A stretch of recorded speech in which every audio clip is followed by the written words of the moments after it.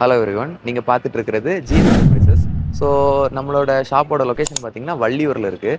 So இன்றைக்கி நம்ம ஷாப்பில் இருந்து ஒரு ப்ராடக்ட் அதோட ஃபுல் டீட்டெயில்ஸ் பார்க்க போகிறோம்.